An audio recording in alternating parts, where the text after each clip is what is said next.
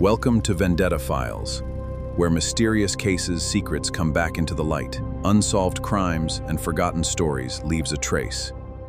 The autumn of 1895 brought with it a series of fogs so dense and yellow that they seemed to swallow the very soul of London.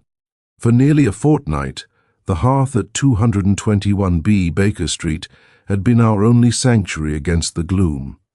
My friend, Mr. Sherlock Holmes, had succumbed to one of his periodic fits of melancholy, brought on by a lack of intellectual stimulation. He spent his days pacing the confines of our sitting room, or performing agonizingly repetitive experiments with malodorous acids. I sat by the fire, attempting to lose myself in a recent treatise on tropical fevers, when Holmes suddenly ceased his pacing. He stood by the window, his keen eyes fixed upon the swirling mist outside. "I see, Watson, that you have decided to abandon your intention of visiting the hammam this morning," he remarked, his voice sharp with its usual clinical precision. I looked up, startled. "How on earth did you know I intended to go? I haven't said a word." "My dear fellow, the slight protrusion of a clean towel from your greatcoat pocket, coupled with the fact that you have been surreptitiously checking the clock every 10 minutes, made your plans quite transparent." However, he gestured toward the window. The arrival of a four-wheeler at our door, driven at a frantic pace, suggests that a more pressing matter may occupy our afternoon. A moment later, the heavy thud of the door-knocker echoed through the house. The visitor did not wait to be announced. He burst into our room with a frantic energy that spoke of utter desperation. He was a middle-aged man, dressed in the somber, scholarly attire of a gentleman of letters, though his collar was frayed and his spectacles hung precuriously from one ear. "Mr. Holmes," he gasped, clutching the back of a chair for support, "you must come at once. It is impossible. It is a defiance of the very laws of nature." "Pray compose yourself, sir," Holmes said, his eyes beginning to glitter with that light I knew so well. "You are Mr. Josiah Halloway, I presume, the under-librarian of the British Library?" The man blinked in astonishment. "I am, sir, but how—" "The ink stains on your left thumb are characteristic of the 17th century manuscripts currently being catalogued in the North Wing, and your waistcoat bears the distinct scent of old vellum and beeswax polish, used specifically in the King's Library. Now, tell us, who has been murdered, and why does it trouble you so?" Halloway sank into the chair, his face ashen. "It is Professor Edward Thornycroft, the world's leading authority on the apocryphal Gospels. He was found this morning in the high-security vault of the King's Library." "A tragedy, no doubt," I interjected, "but surely a matter for Scotland Yard." "You do not understand, Dr. Watson," Halloway whispered. "The professor was found inside a sealed glass display vitrine. The case was locked from the outside with a unique medieval mechanism, the only key to which was found inside the professor's own pocket. There is no air hole, no shattered glass, and no sign of struggle. He was simply there, lying dead atop the Codex Sinaiticus, as if he had materialized through the very glass itself." Holmes reached for his deerstalker. His melancholy vanished like the morning mist. "A locked room mystery, where the room is a 6-foot glass box," Holmes murmured, a thin smile playing on his lips. "The game, Watson, is most curiously afoot." Observations and initial clues as we prepared to depart, Holmes made a series of rapid notes. The gravity of the situation was clear. We weren't just dealing with a murder, but a mathematical impossibility. The victim, Professor Thornycroft, a man of routine and immense learning. The scene, the King's Library, a place of silence and high security. The impossible element, the victim's presence inside a locked, airtight display case without any apparent means of entry. The motivation, the professor was researching a lost manuscript that many believe to be a myth.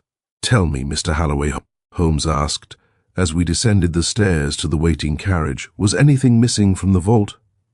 "Nothing, Mr. Holmes," Halloway replied shakily. "In fact, something was added. A single charred scrap of parchment was found clutched in the professor's dead hand. It was not part of our collection. Holmes looked at me, his eyebrows arched.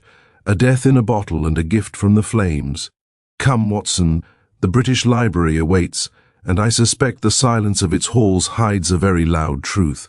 The drive to Great Russell Street was conducted in a silence broken only by the rhythmic clatter of the horses' hooves against the cobblestones and the occasional anxious sigh from Mr. Halloway. Holmes remained in a state of deep abstraction, his chin resting upon his folded hands, his eyes fixed on some distant point far beyond the swirling yellow curtains of fog. I knew better than to disturb him when he was in such a Highland mood. His mind was already dissecting the impossible geometry of the crime before we had even crossed the threshold of the British Museum. When the carriage finally groaned to a halt, we were met at the gates by a uniformed constable who, recognizing Holmes, hurried us through the echoing corridors toward the King's Library. The air within the building was heavy and still, smelling of ancient dust and the cold, mineral scent of marble. As we entered the high-security vault, the scene that greeted us was one of chilling stillness.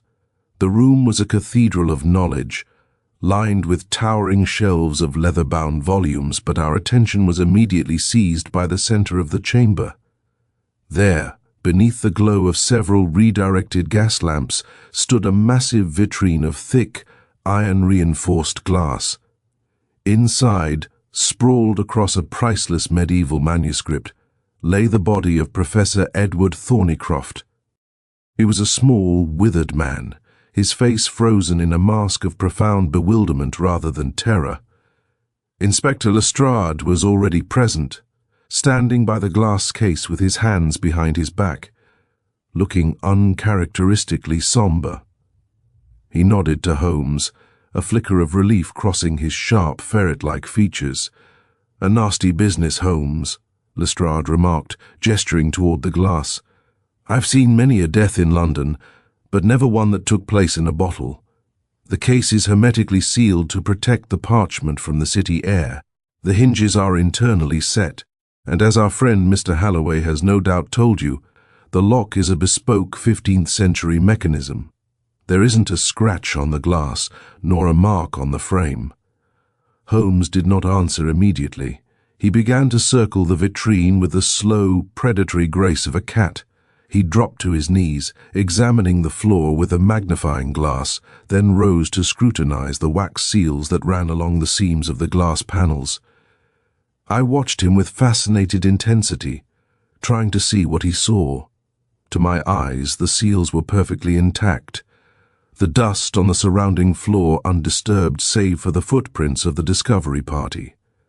The professor's evening clothes were slightly rumpled, and his spectacles had slipped to the tip of his nose, but there was no sign of a struggle, no blood, no bruising, and no indication of how a man of his stature could have been inserted into a space barely wide enough to accommodate him. "And the key, Lestrade?" Holmes asked, his voice echoing in the hollow chamber. "Found in the professor's right waistcoat pocket inside the case," the inspector replied. "We had to use the spare, which is kept in a time-locked safe in the director's office, just to open the thing and confirm he was dead. The air inside was foul, Holmes, stagnant. The surgeon says he likely suffocated, but he can't explain how he got in there to begin with." Holmes turned his attention to the professor's clutched hand. Between the thumb and forefinger was the scrap of charred parchment Halloway had mentioned. Even from a distance I could see the jagged, blackened edges of the fragment. Holmes leaned in, his nose almost touching the glass, his eyes narrowed to slits. He stayed in that position for several minutes, his breathing shallow, as if he were trying to absorb the very essence of the scene. "Tell me, Halloway," Holmes said suddenly without looking up. "Did the professor have any enemies among his colleagues? Anyone who begrudged his access to the apocryphal texts?" "He was a man of singular focus, Mr. Holmes," Halloway replied, his voice trembling. "He had rivals, yes, men like Dr. Arbuthnot of Oxford, but they are scholars, not conjurers. To put a man inside a locked vitrine without breaking the seals, it is not murder, it is sorcery. The world is big enough for many things, Holloway, but sorcery is rarely among them, Holmes remarked dryly. He stood up, his gaze shifting to a small, nearly invisible smudge on the inner surface of the glass, directly above the professor's head.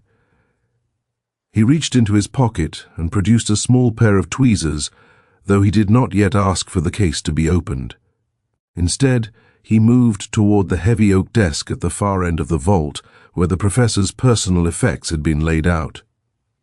My friend's movements were now rapid and purposeful. He bypassed the gold watch and the leather wallet, focusing instead on a small, unassuming bottle of digestive salts and a handful of loose change. "Watson, look at this," he whispered, beckoning me over. He pointed to a small circular stain on the professor's cuff, barely visible against the dark wool of his coat. It was a pale, yellowish mark, no larger than a sixpence. "What do you make of that?" "It looks like a simple spill," I ventured. "Perhaps a drop of tea or some chemical from his laboratory." "Perhaps," Holmes murmured, his eyes alight with a sudden, sharp clarity. "Or perhaps it is the thread that will unravel this entire tapestry of the impossible." "Lestrade, I shall require the case to be opened now. I wish to examine that charred scrap of parchment, but more importantly, I wish to examine the professor's shoes." "His shoes?" Lestrade blinked in confusion. "What could his shoes possibly tell us that a locked glass box hasn't already said?" "Everything, Inspector," Holmes replied, stepping back toward the vitrine. "They will tell us whether the professor walked into his tomb or whether the tomb was built around him while Lestrade produced the spare key with a flourish of self-importance, though his hand trembled slightly as he inserted it into the intricate, heavy lock of the vitrine. With a sharp, metallic click that seemed to echo like a pistol shot through the vaulted silence of the library, the mechanism surrendered. As the inspector and Holloway carefully lifted the heavy glass lid, a faint, sickly sweet odor drifted toward us, a smell of stagnant air mingled with a sharp chemical undertone that prickled my nostrils. Holmes was at the edge of the case before the lid was fully raised, his long, thin fingers already hovering over the mortal remains of Professor Thornycroft. He did not touch the body immediately, but rather hovered like a scientist over a specimen, his eyes darting from the victim's face to the position of his limbs, and finally settling upon the very items he had earlier prioritized, the shoes. "Observe, Watson," Holmes whispered, beckoning me closer, as Lestrade and Holloway stood back, the former with an expression of grim curiosity, and the latter with a look of undisguised horror. The professor was known for his meticulous, if somewhat eccentric, habits. Look closely at the soles of these patent leather shoes. I leaned in, my medical training leading me to first check the professor's pallor, which was curiously flushed rather than the blue-gray typical of asphyxiation. However, I obediently shifted my gaze to his footwear. The soles were remarkably clean, almost polished, but as Holmes tilted his magnifying glass, I saw a thin white line of powdery residue clinging to the inner edge of the right heel. "It appears to be simple chalk, Holmes," I ventured. "Chalk, indeed," Holmes replied, his voice vibrating with suppressed excitement. "But not the common chalk of a schoolroom. Notice the crystalline structure under the lens. It is French talc, of the variety used by master bookbinders to prevent pages from sticking.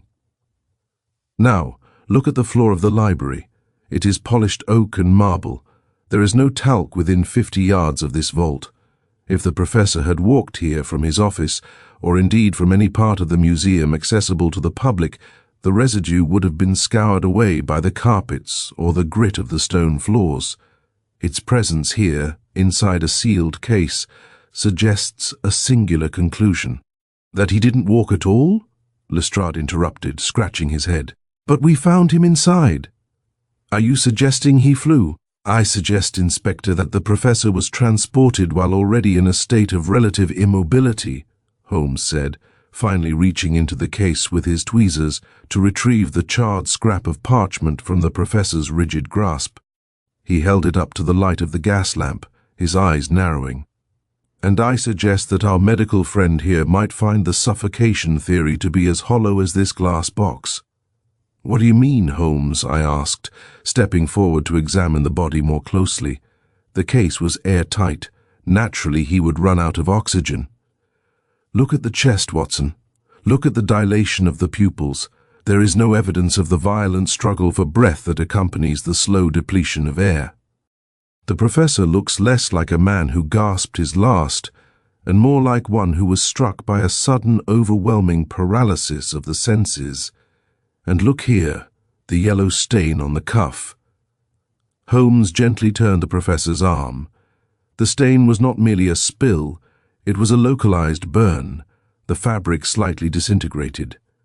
Holmes leaned down and sniffed the area with the delicacy of a connoisseur. Aha! A very specific derivative of nitroglycerin, but stabilized with an organic alkaloid. It is a compound I have encountered only once before, in the laboratory of a certain chemist in Berlin.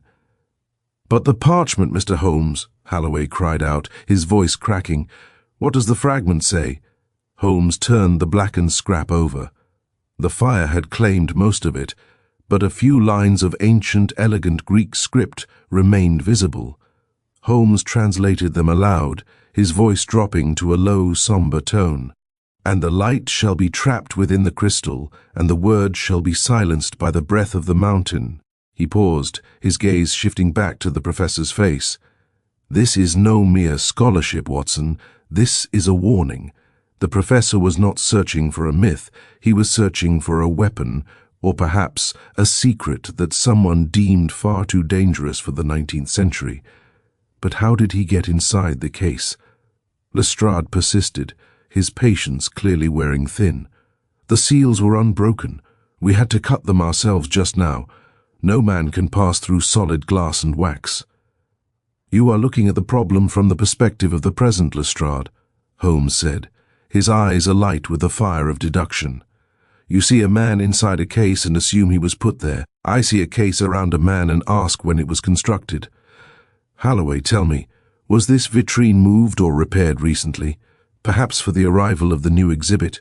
Holloway turned even paler if such a thing were possible. Why, yes. It was moved from the south wing only yesterday. It was brought in by a team of specialist conservators. But they were vetted, Mr. Holmes, every one of them. Vetted by whom? Holmes snapped, his long strides taking him toward the exit of the vault. For I fear, Watson, that while we have been looking for a murderer, we should have been looking for a master of disguise. The yellow stain, the talc, the impossible entry. It all points to a theatricality that is the hallmark of a mind far more sophisticated than a mere common criminal. We must find the roster of those conservators immediately, for if I am right, the man who built this tomb is still within these very walls, perhaps watching us even now from behind a shelf of forgotten history. As if in response to Holmes's words, a heavy thud resonated from the darkness of the stacks beyond the vault, the unmistakable sound of a heavy folio hitting the floor. Holmes was gone in an instant, his dark form disappearing into the shadows of the library, leaving us to follow in a frantic rush of adrenaline and dawning dread.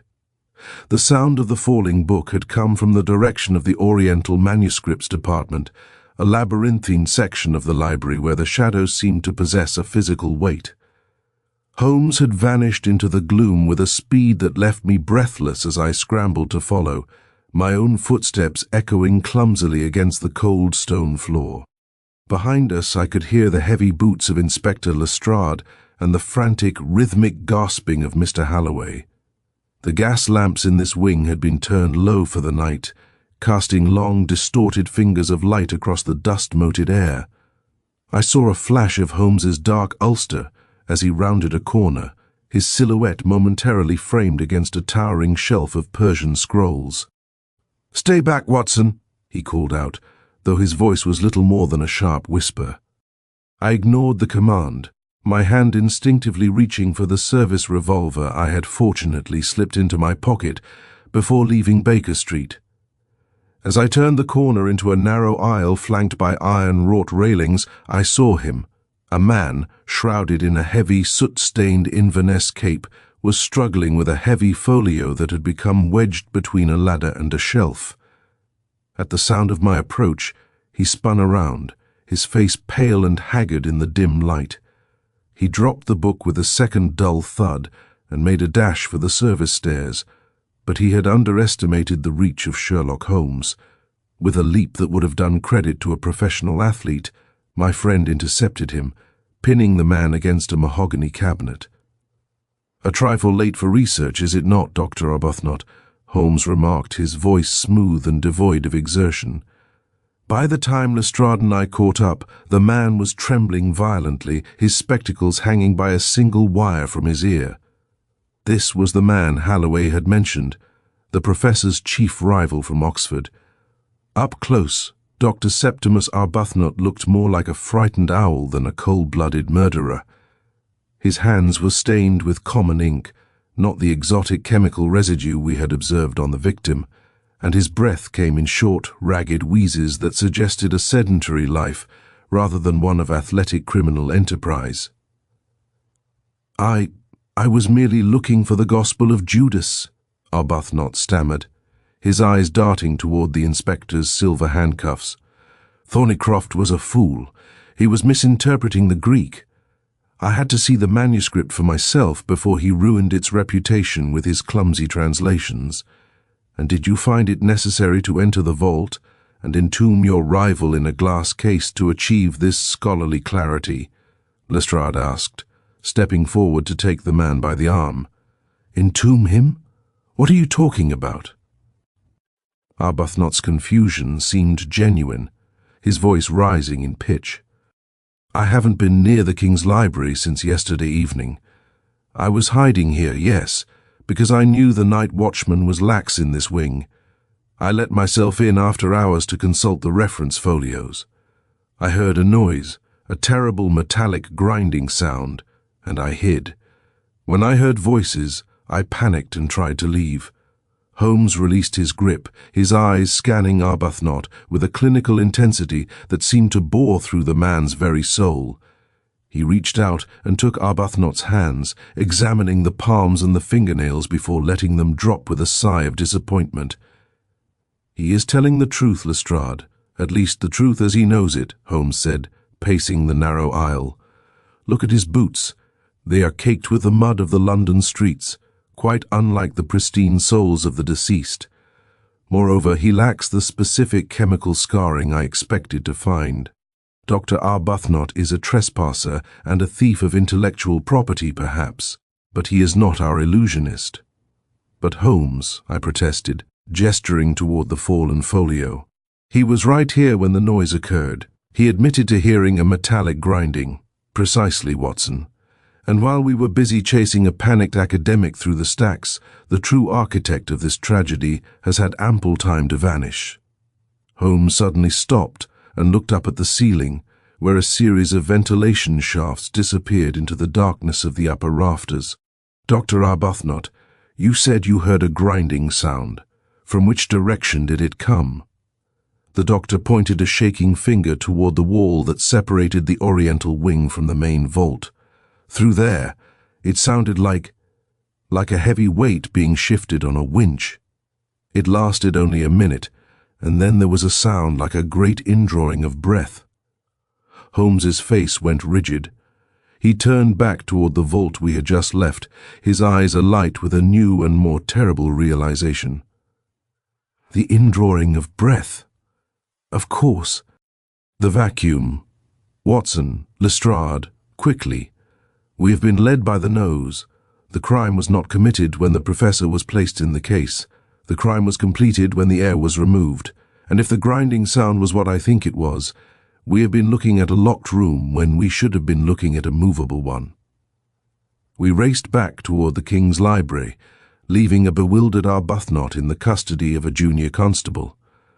As we burst back into the vault, the silence seemed even more oppressive than before.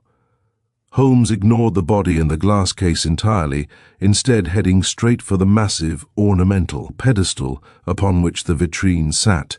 He dropped to his stomach, shining his lamp into the narrow gap between the marble base and the floor. "Aha!" he cried, his voice muffled by the stone. "Lestrade, lend me your strength. We must move this entire assembly. The answer is not in how he entered the glass, but in what lies beneath it."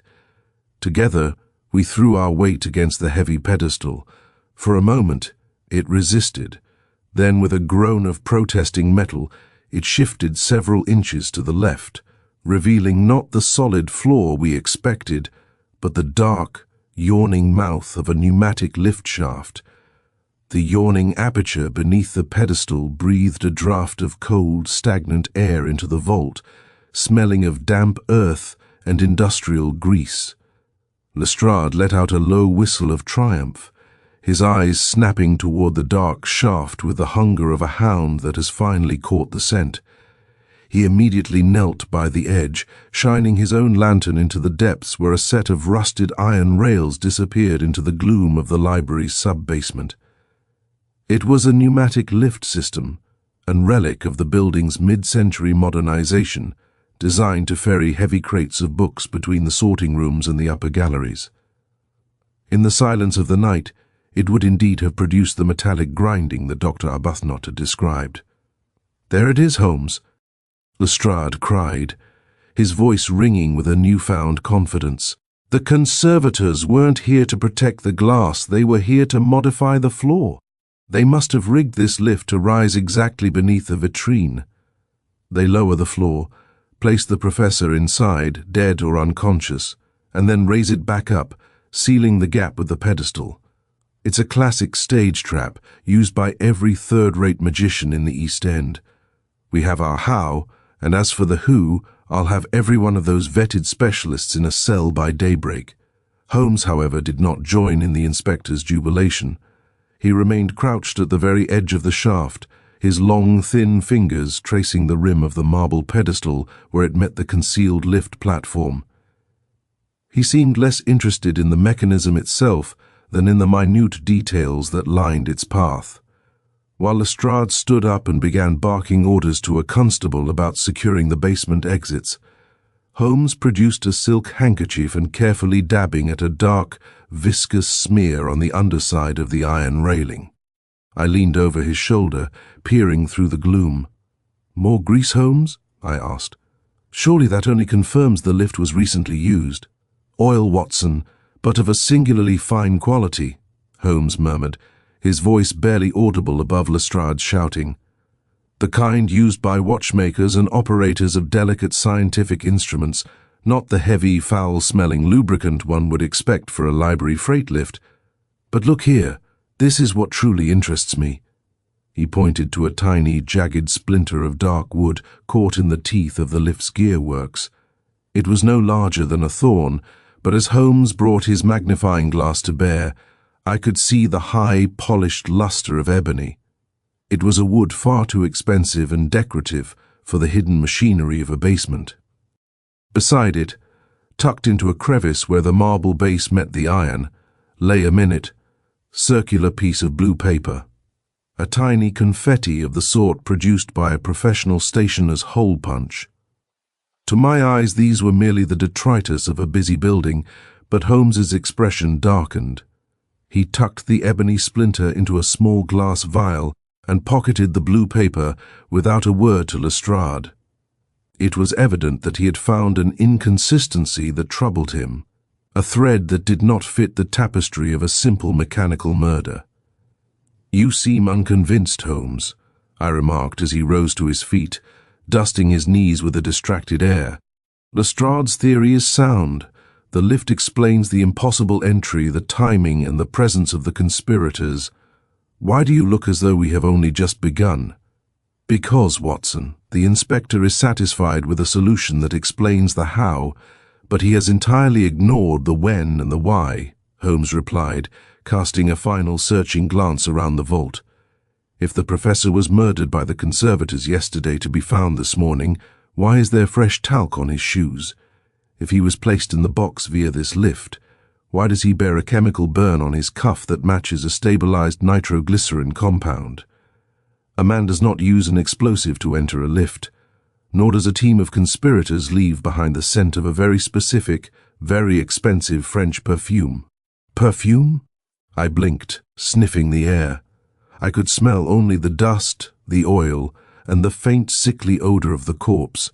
It is faint but unmistakable. Le bleu, Holmes said, his eyes narrowing as they swept the shelves. A scent that was not present when we first entered, but which lingers now near the ventilation shaft. Lestrade is currently hunting for workmen in rough corduroys, but I fear our antagonist wears much finer silk. And there is one more thing, Watson, that charred scrap of parchment. He pulled me slightly further away from Lestrade. The Greek text mentioned the breath of the mountain. The inspector assumes it refers to the vacuum of the glass case. But the parchment was charred, Watson. Fire requires oxygen. If the professor were truly in a vacuum, how could he have been holding a piece of paper that was actively burning when he died? The inconsistency is not in the room, but in the victim's final moments. Holmes turned back to the room, his face a mask of impenetrable calm. Do not breathe a word of the ebony or the blue paper to the inspector. He is happy in his certainty, and his activity will serve as an excellent distraction. While he pursues the conservators, you and I must look into the professor's recent correspondence. I have a suspicion that the British Library manuscript murder is merely the opening act of a much larger and more terrifying performance. Before I could question him further, a sudden sharp cry from the basement below echoed up through the shaft, a sound of shock followed by the clattering of falling metal. Holmes was moving before the echo died away, racing not toward the lift, but toward the professor's desk, his eyes fixed on a small leather-bound ledger that had, until that moment, been overlooked. The cry from the basement was followed by a series of frantic shouts and the heavy metallic clatter of a struggle, but Holmes did not so much as glance toward the open lift shaft. His attention was riveted to the leather-bound ledger he had snatched from Professor Thornycroft's desk. With a flick of his wrist, he began leafing through the pages, his eyes darting across the entries with the speed of a man possessed. I stood by him, torn between the chaos erupting below and the intense, almost frightening focus of my friend. From the depths of the shaft, I heard Lestrade's voice, sharp with alarm, calling for a surgeon. "Holmes, someone is hurt," I exclaimed, moving toward the edge of the pit. "The living must wait upon the secrets of the dead, Watson," Holmes snapped, though his tone was one of intense concentration rather than cruelty. "Look at this." The professor was not merely cataloguing manuscripts, he was tracking the movement of a single item through the private collections of Europe. Here, on the 14th of last month, the silent breath, negotiations stalled. The lady demands a price beyond gold. And here, 3 days ago, a single underlined word, atonement. He slammed the ledger shut, just as Lestrade emerged from the basement stairs, his face pale and his collar torn. Behind him, 2 constables were carrying a limp figure in the rough, stained overalls of a workman. It was one of the conservators, but as they laid him on the marble floor, it was clear that he would provide no testimony. His face bore the same peculiar flushed mask as the professor's, and his hands were curled into the same rigid, claw-like position. He was hiding in the machinery, Lestrade panted, wiping his brow. When we found him, he tried to bolt, but he didn't get 5 steps before he collapsed. It's as if the very air in the basement turned to poison the moment we touched him. Holmes stepped over to the fallen man, but he did not look at the face.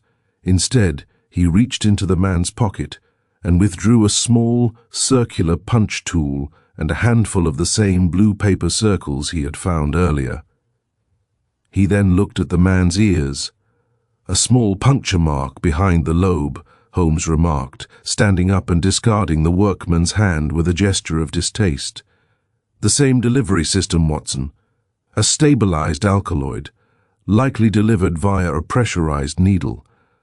This man was not a conspirator, he was a tool, discarded the moment his utility was at an end. The metallic grinding Arbuthnot heard was not the lift rising, but the lift being sabotaged to ensure this poor wretch could never leave the sub-basement alive. But who? Lestrade began, but Holmes was already halfway to the door. The answer lies not in this tomb, Inspector, but in the residence of the man who died within it.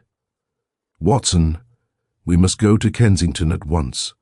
The Professor's daughter, Miss Enid Thornycroft, was mentioned in the ledger as his primary correspondent. If the lady referred to in these notes is who I suspect, the danger has moved from the library to the hearth. The drive to Kensington was a blur of glistening streets and the rhythmic drumming of rain against the carriage roof. Holmes sat in total silence, the ledger gripped in his lap, his jaw set in a grim line. The erratic energy he had displayed in the library had hardened into a cold, calculating fury. He began to hum a discordant tune, a sure sign that the pieces of the puzzle were beginning to click into a pattern that even he found distasteful. When we reached the Thornycroft residence, a stately, sombre house overlooking the gardens, the windows were dark, save for a single flickering light on the upper floor. We were met at the door by a frightened maid who informed us that Miss Enid had been in a state of collapse since the news of her father's death had reached her. However, as Holmes pushed past her into the dimly lit foyer, he stopped abruptly, his nostrils flaring. The air in the house was heavy with the scent of damp wool and old wood, but beneath it, like a ghost in the shadows, was the unmistakable lingering trail of Lahore blue. "Wait here, Watson," Holmes whispered, his hand resting on the banister of the great oak staircase. He did not wait for my reply, but ascended the stairs with a silence that was unnerving. I stood in the hall, my heart hammering against my ribs, the silence of the house feeling like a physical weight. After several minutes, a door creaked open above, followed by the sound of a woman's sharp intake of breath and Holmes's voice, low and dangerously calm. "I believe, madam, that you have something that does not belong to you," Holmes said. "The ebony cabinet in the corner is a masterpiece of craftsmanship, but it is a poor place to hide a manuscript that has already cost 2 lives tonight." A moment later, a figure appeared at the top of the stairs. It was not the grieving daughter I had expected, but a tall, elegant woman wrapped in a cloak of midnight blue. Her face was beautiful but hard, her eyes flashing with a cold, predatory light. Behind her, Holmes emerged from the shadows of the hallway, holding a small blackened box of ebony wood, the same wood as the splinter found in the lift. "Dr. Watson, allow me to introduce the lady of the ledger," Holmes said, his voice dripping with irony. "Though the world may know her as a patron of the arts, we shall know her as the woman who turned the British Library into a theatre of the impossible. But tell me, Enid, if that is indeed your name, did you truly think that a vacuum and a stage trick would be enough to hide the scent of a Parisian perfumery?" The woman did not speak, but her hand moved toward the folds of her cloak. In an instant, the light in the hallway was extinguished, and the house was plunged into a suffocating, absolute darkness was total, a velvet shroud that seemed to choke the very breath from my lungs. I stood frozen in the foyer, my hand gripping the cold steel of my service revolver, though I feared that firing blindly into the void would be as likely to strike my friend as the woman who had so expertly extinguished the light. Above me, the silence was absolute, save for the frantic beating of my own heart and the distant, rhythmic ticking of a grandfather clock in the drawing room. Then, a soft, sliding sound reached my ears, the unmistakable friction of silk against polished wood. She was moving, and she was moving with the confidence of one who had rehearsed this escape 1,000 times in the theatre of her mind. "Watson, do not move," Holmes's voice rang out, surprisingly steady and emanating from the left of where I had last seen him. "The lady is quite adept at navigating the shadows of her own design, but she forgets that even the deepest dark has its own unique geography." A sudden, sharp metallic click echoed from the landing, the unmistakable sound of the delivery needle Holmes had described earlier. I heard a rush of movement, a stifled gasp, and then the heavy thud of a body hitting the carpeted floor. Panic flared in my chest. Had Holmes been struck by the same paralyzing alkaloid that had claimed the professor and the workman? I fumbled in my pocket for a match, my fingers trembling with a mix of adrenaline and dread as I finally struck it against the box. The tiny flame sputtered to life, casting long, grotesque shadows that danced across the wallpaper and illuminated the landing in a flickering amber glow. I saw Holmes standing at the top of the stairs, his silhouette tall and imposing, but he was not alone. He held a figure by the wrists, her midnight blue cloak tangled around her feet like a fallen wing. But as the matchlight grew stronger, I realized with a jolt of surprise that it was not the woman I had seen moments before. Holmes was struggling with a strength that seemed unnatural, yet his eyes remained fixed on the open door of the ebony cabinet behind the woman. He was not looking at his captive, but at the void she had left behind. "A clever feint, madam," Holmes said, his voice cold and sharp as a winter's morning. "The darkness was intended to cover your escape through the service passage concealed behind the cabinet. But you were so focused on the box I held that you failed to notice I had already removed the true prize when I first entered this room. One should never mistake the sheath for the sword." He released the woman's wrists, and she stumbled back, clutching the edge of the cabinet for support. Her face was a mask of fury, her eyes flashing with a predatory light that made my skin crawl. "You have nothing, Mr. Holmes," she hissed, her voice a low, melodic vibration that seemed to resonate in the very walls. "The manuscript is mine by right of blood and tradition. My father was a weak-willed fool who would have given its secrets to a world that is not yet ready to hear them. It belongs in the hands of those who understand that knowledge is not a gift, but a weapon." "Power?" I asked, finally ascending the stairs to join my friend, the match burning low near my fingertips. "Is it worth the life of your own father, Enid? Is it worth the blood of the innocent, Enid?" Holmes chuckled, though there was a grim, hollow ring to the sound. "Watson, I fear we have been the victims of a most elaborate genealogical deception. This woman is no more Enid Thornycroft than I am the Emperor of China. The real Miss Thornycroft is currently bound and gagged in the cellar, I suspect, while this interloper, this lady of the vaults, sought to secure the Thornycroft legacy for a much darker purpose. She is a specialist in the reclamation of lost history, often for clients who prefer their history to remain buried." The woman laughed then, a chilling musical sound that echoed through the empty house. "You are good, Mr. Holmes, better than the London legends suggest. But you are still a man bound by the tedious laws of evidence and the Crown. I am bound by something far older and more absolute." Before I could intervene, she moved with a sudden, violent grace, not toward the stairs or the cabinet, but toward the large bay window at the end of the hall. With a thunderous crash of breaking glass that sent shards flying like diamonds in the dim light, she threw herself out into the night. I rushed to the window, expecting to see her broken form on the pavement 3 stories below, but the thick London fog had already swallowed her.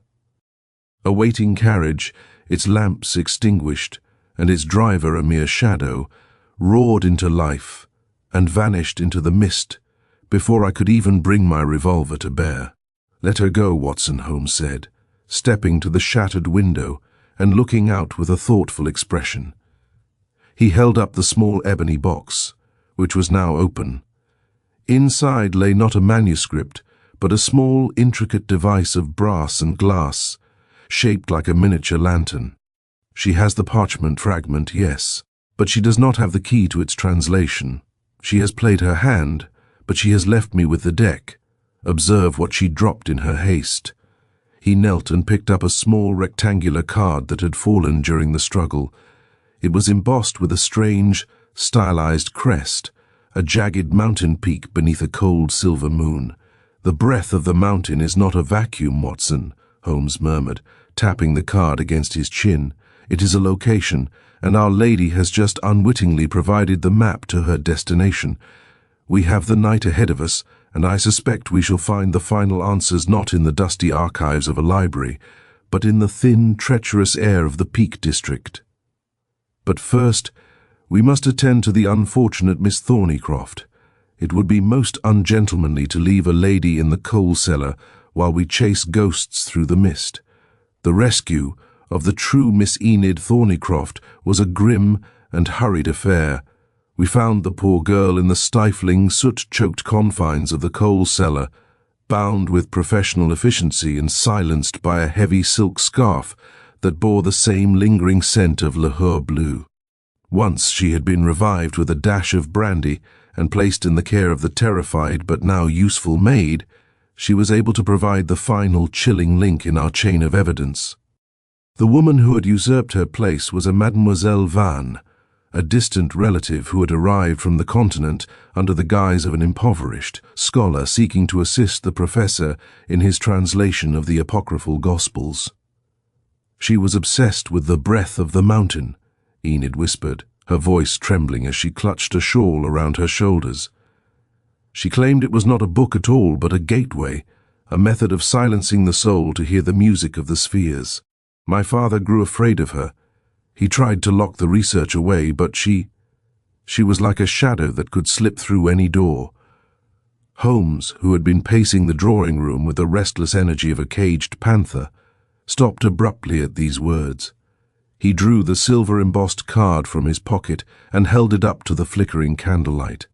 "The Varney crest," he murmured, more to himself than to us. A family that traces its lineage back to the alchemists of the Peak District. Their ancestral seat, Black Peak Manor, is perched upon a limestone crag that the locals call the Whistling Tor. The geography of the murder, Watson, is finally beginning to match the geography of the crime. Within the hour, we were at St. Pancras Station catching the midnight express to Derbyshire. The journey was one of the most singular I have ever experienced. Holmes spent the better part of 3 hours huddled in the corner of our first-class carriage, the small brass and glass device he had recovered from the ebony cabinet balanced upon his knees. He had produced a set of jeweler's tools and was meticulously adjusting a series of microscopic lenses within the lantern's frame. Outside, the lights of the London suburbs gave way to the black, impenetrable void of the countryside, the train's whistle screaming like a banshee through the night. "You think she is headed there now, Holmes?" I asked, watching the strange rhythmic movements of his hands. "To the manor?" "She has no choice, Watson. She possesses the charred fragment, which contains the ritualistic sequence, but without this, the Phos Logos, the text is merely gibberish. It is a light condenser, designed to project a specific frequency of illumination through the vellum of the manuscript to reveal the hidden inks. The professor was murdered because he had discovered the Phos but refused to surrender the Logos. She staged that impossible death in the library to draw attention away from the house while she searched for this device.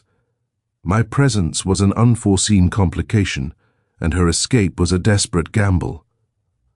"But the locked case, Holmes," I persisted. "The vacuum, the talc, the chemical burn. How does a light condenser explain the physics of his death?" "It doesn't explain the death, Watson, it explains the motive," Holmes replied, his eyes gleaming with a feverish intensity. "The death was an exhibition, a masterclass in misdirection.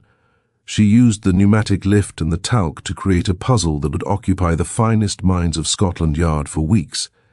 She wanted a locked-room mystery to ensure the vault remained a crime scene, inaccessible and under guard, while she methodically stripped the professor's life of its secrets.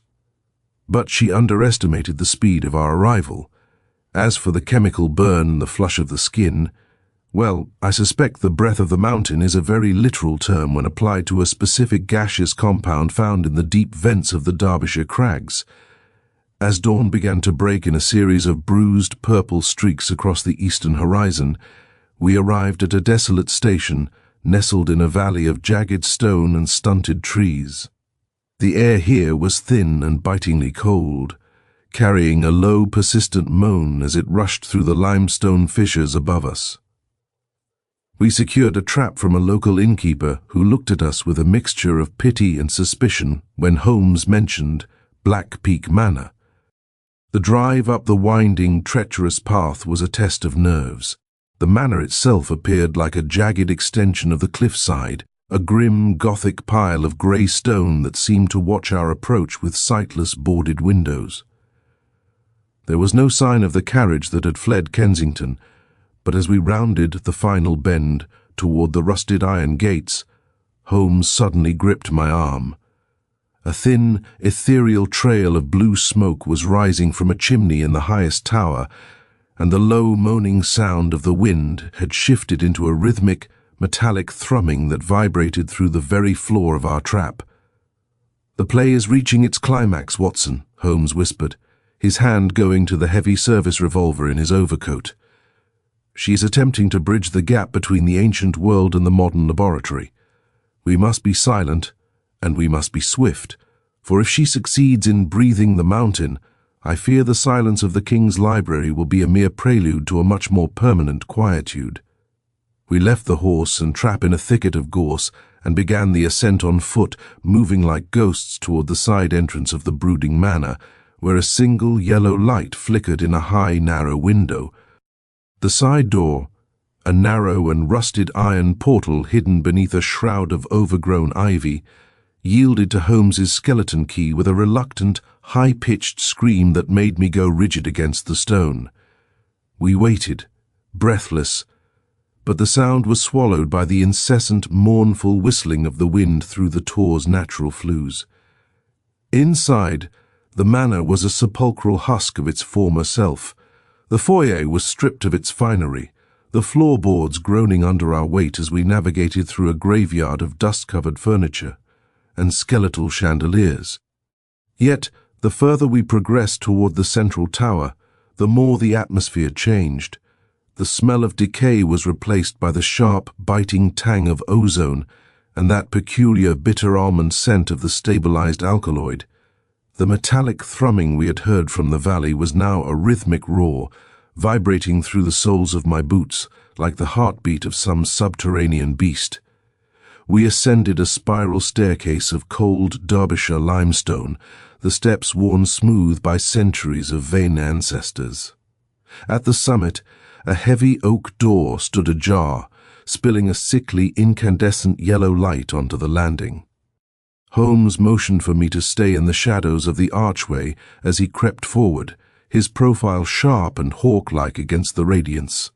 I followed at a distance, my hand tight upon the butt of my revolver, until I could peer into the chamber beyond. It was a laboratory that bridged the gap between medieval alchemy and modern chemistry.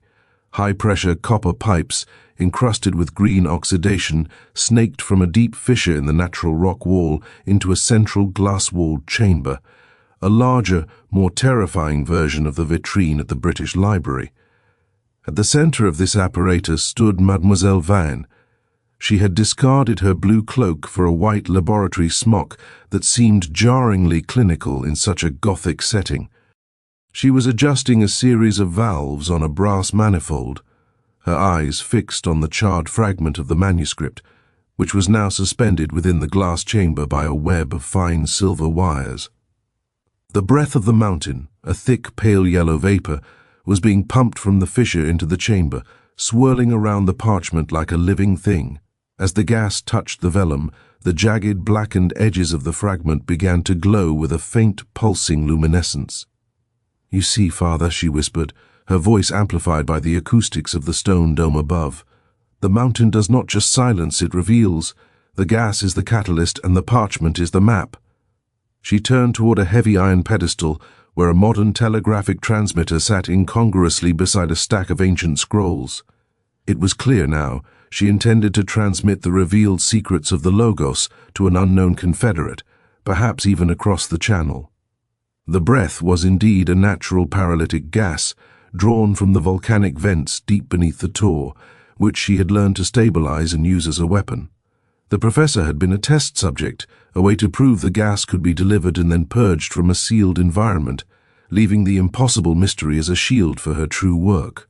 Holmes chose that moment to act. He did not rush in with a shout, but instead stepped calmly into the light of the doorway, the brass and glass Foss logos held high in his hand. The light from the laboratory's lamps caught the intricate lenses of the device, casting a kaleidoscopic pattern across the floor.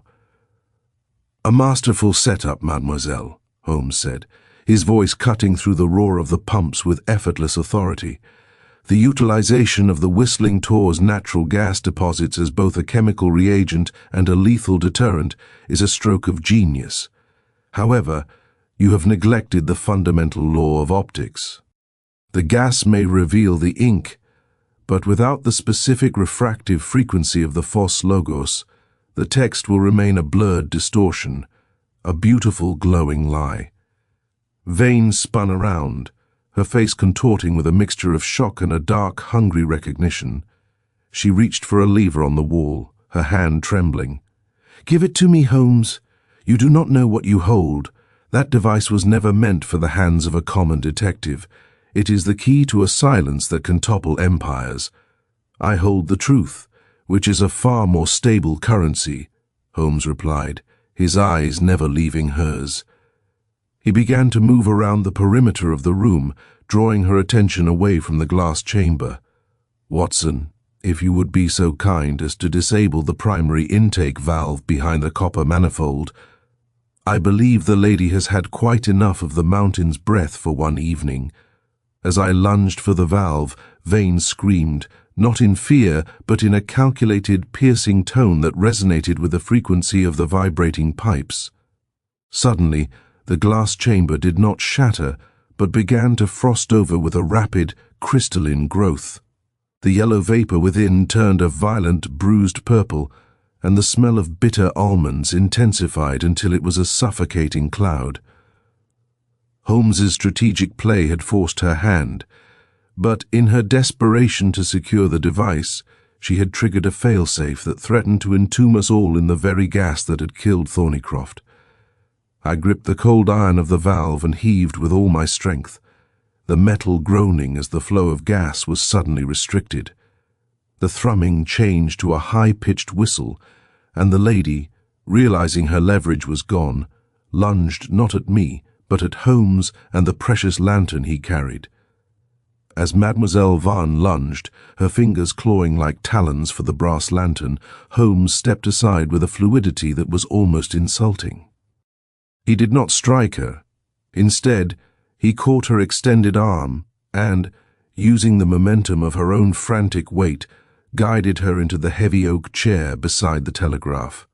I had finally succeeded in closing the primary valve, and with a dying hiss of escaping pressure, the purple mist began to dissipate into the rafters. The roar of the machinery faded into a series of metallic groans, leaving the laboratory in a silence so sudden it was deafening. The woman sat huddled in the chair, her composure shattered, while Holmes stood over her, his shadow cast long and menacing against the stone wall. "The game is up, Countess," Holmes said, his voice ringing with a cold finality. "Or should I refer to you by the name you used in the archives of the Vatican, the widow of the Prussian envoy? You have played many parts, but the role of the devoted scholar was your most daring and ultimately your most transparent." "Countess?" I stammered, stepping away from the cooling copper pipes. "Then she is not a Vane by blood perhaps, but a criminal by choice, Watson," Holmes replied, never taking his eyes off the woman. "She used the ancestral legend of the Whistling Tor to provide a scientific cover for a very modern murder. Look at her, Watson. Even now she reaches for the locket at her throat, the delivery system for the second dose of the alkaloid she intended for us." The woman pulled her hand away from her neck, as if the locket had turned into a viper. "You spoke of an impossible crime, Lestrade's death in a bottle," Holmes continued, pacing the small circle of light. "But the impossibility was a stage play. The professor was not forced into that vitrine. He was lured. He believed he was on the verge of the discovery of the century. The conservators, the Countess and her ill-fated workmen, had rigged the pneumatic lift to lower the floor of the display case into the sub-basement. Thornycroft was invited onto that platform to examine the lost manuscript in the dead of night. As he stood there, the lift rose and the glass tomb closed around him. He didn't even realize he was a prisoner until the Countess introduced the gas through the ventilation seams. "But the key, Holmes," I protested. "The key was in his pocket. The case was locked from the outside. A simple trick of displacement, Watson. The key found in his pocket was a duplicate, placed there by the workman through the lift mechanism before the floor was fully sealed. The original key remained with the Countess, and the vacuum that baffled the surgeon.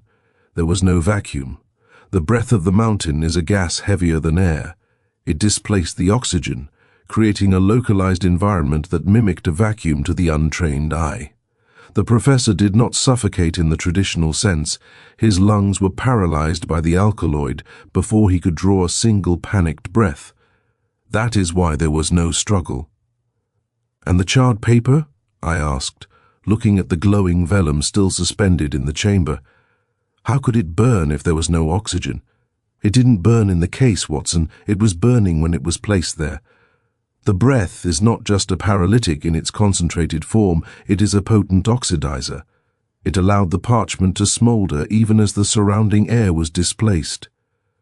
The charred scrap was a message, a final cruel taunt to the man who refused to share his secrets.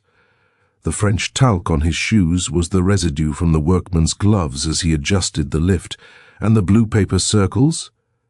They were the markers used to calibrate the pneumatic pressure of the lift. Every clue was a footprint of the machinery used to build a miracle." The Countess looked up then, a thin, bitter smile touching her lips. "And the Phos Logos, Mr. Holmes? You have the device, but you have no witness. The workman is dead, and the professor cannot speak from the grave." "I have something better than a witness, madam," Holmes said, reaching into the ebony box and producing a small hidden cylinder. "I have the record. This device is not just a light condenser, it is a primitive phonograph, designed by Thornycroft to record his notes as he worked. He managed to activate it in those final seconds before the gas took him. It contains not only the translation of the Logos, but the voice of his murderer as she stood outside the glass, mocking his final moments. The woman's face turned the color of the limestone walls. At that moment, the heavy oak door was thrown open, and Lestrade, accompanied by a troop of Derbyshire constables, burst into the room. "I believe, Inspector," Holmes said, handing the brass lantern to me and gesturing toward the Countess, "that you will find this lady's travel arrangements are now the responsibility of the Crown. The British Library may return to its silence, for the breath of the mountain has finally been exhaled." As Lestrade led the Countess away, Holmes turned back to the glass chamber. He watched the glowing parchment for a moment before reaching out and cutting the silver wires. The vellum fell, the light dying instantly as it touched the cold floor. "A dangerous secret, Watson," he murmured. "Some words are better left silenced by the mountain after all." The descent from the Whistling Tor was an arduous journey, conducted under the watchful eyes of a cold, pale sun that seemed to offer little comfort after the horrors of the night. Lestrade, ever the professional when the hard work of apprehension was complete, led the Countess away in a heavily guarded carriage, his face beaming with the satisfaction of a man who had finally cracked a case that defied the very laws of physics. Holmes and I followed at a more sedate pace, our own trap winding through the jagged limestone valleys of Derbyshire toward the railway station. My friend remained in a state of profound silence, his gaze fixed upon the rolling moors, though his fingers occasionally tapped a rhythmic, restless beat upon the ebony box that now sat securely between us. It was not until we were settled into the plush, velvet-lined sanctuary of a first-class carriage on the London Express, with the rhythmic clatter of the rails providing a soothing backdrop to our thoughts, that the tension in his shoulders finally began to ebb.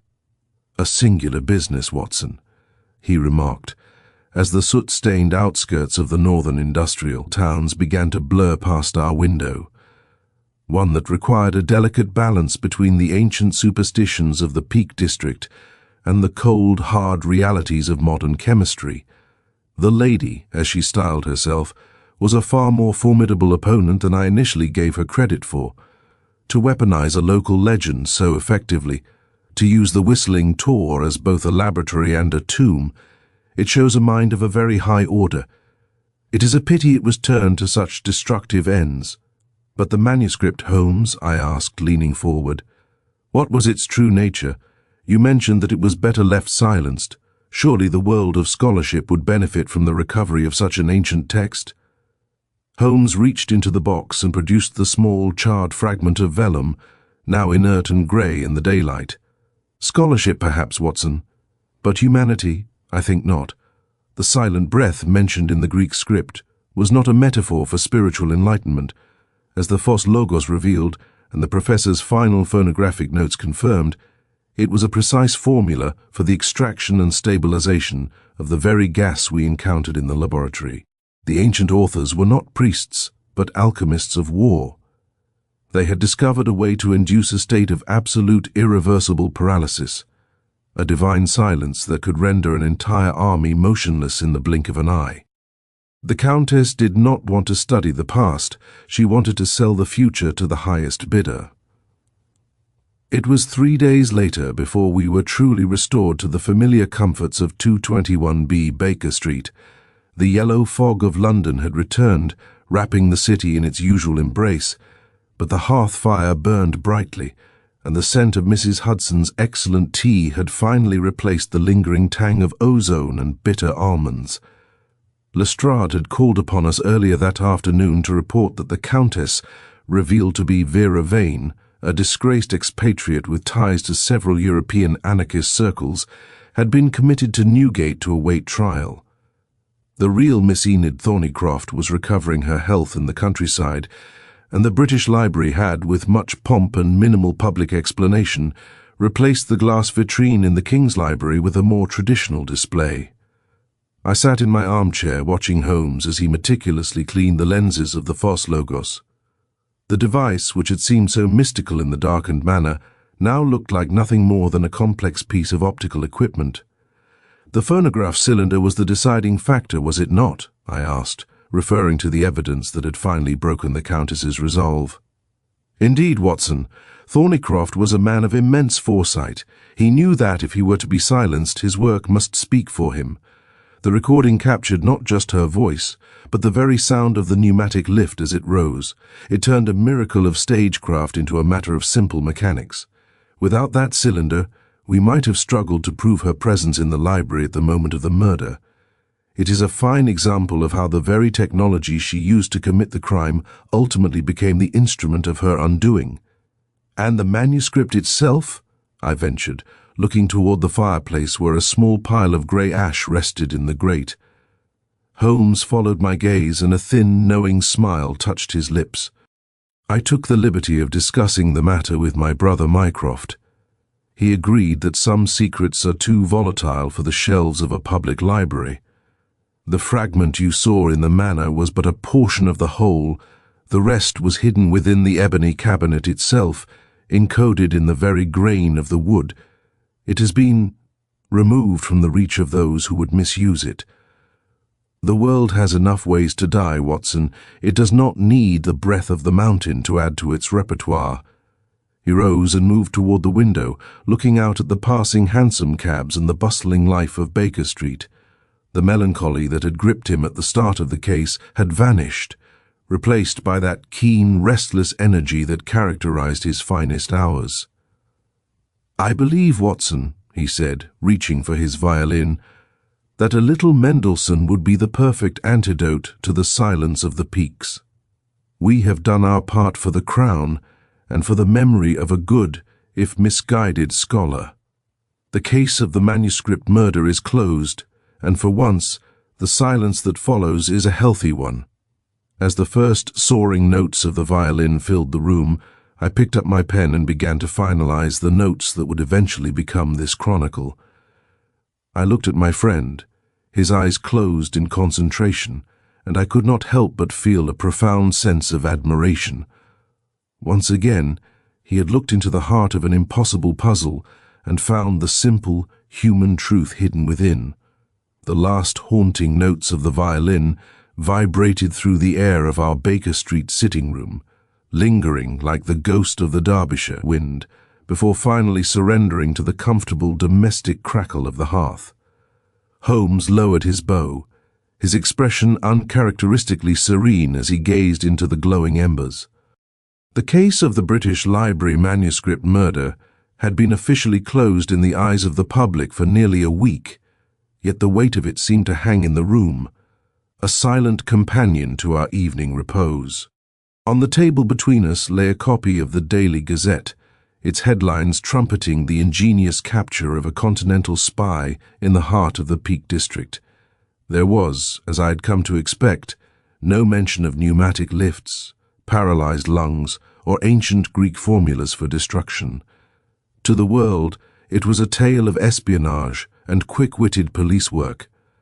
The true, terrifying nature of the silent breath remained a secret shared only by ourselves and the silent corridors of the British government. "It is a curious thing, Watson," Holmes remarked, breaking the silence as he carefully stowed his violin in its velvet-lined case. "The public has a voracious appetite for the spectacular, yet they are remarkably comforted by a mundane explanation. Lestrade's report, which speaks of traditional anarchist methods and mechanical tampering, has been swallowed whole. They prefer to believe in a common thief with a clever tool than in the existence of a mind that could turn the very air they breathe into a weapon of antiquity."